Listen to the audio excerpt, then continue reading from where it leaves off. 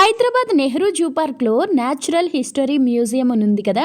ఈ లోపల ఏమున్నాయో ఇప్పుడు చూసేద్దాం. ఆస్ట్రిచ్ గుడ్లు, ఈము గుడ్లు, పగిలిపోయిన నెమలి గుడ్లు, ఇంకా గజరాజు ఇలాంటి ఫోటోలు. అవి ఏ టైంలో ఏం చేస్తూ ఉంటాయని ఆ ఫొటోస్ కింద కొంచెం డిస్క్రిప్షన్ లాగా ఇచ్చారు. అయితే ఈ అడవి దున్నల కంట సిగ్గు బిడియం ఎక్కువ అంట, అందుకే అవి తొందరగా బెదిరిపోతూ ఉంటాయంట. వినికిడి చూపు తక్కువైనప్పటికీ వాసన బాగా పసిగట్టి శత్రువులు ఎవరో తెలుసుకుంటాయంట. ఇకపోతే ఈ పులి బొమ్మలు చూసారా, పెద్ద పులుల జోడి, ఆ తర్వాత చిట్టి పులితో పెద్ద పులి, ఇలా అన్ని బొమ్మలు, వాటికి సంబంధించిన విషయాలు ఇక్కడ రాసి పెట్టారు. అలా పెద్ద పులికి సాయంత్రం అంటే చాలా ఇష్టం అంట. ఆ టైంలో ఏ జింకనో గేదెనో వేటాడి చంపి తినడం దానికి వెన్నతో పెట్టిన విద్య అని చెప్పొచ్చు. చూసారా ఎలా తినేస్తుందో. ఇది నిజం కాదు, అవన్నీ బొమ్మలు.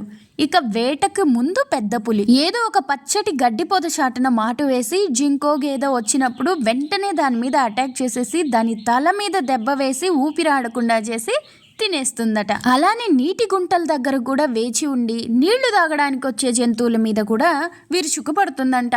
అయితే అదే విధంగా ఈ నీటి గుంటలనే ఆధారం చేసుకొని వేటగాళ్ళు ఈ పెద్ద పులుల్ని పట్టేసుకుంటారంట. ఇప్పుడు చూస్తున్నది చిరుత పులి. అయితే ఈ చిరుత పులి చెట్లెక్కి అక్కడ కొమ్మల మీద నుంచి టక్కమని జింకల మీదకు దూకి చంపేస్తుందంట. ఇక ఈ ఎలుగుబంట్లని చూసారా, ఇవి ఈత కొట్టడంలో చెట్లెక్కడంలో పరమ నేర్పరులట.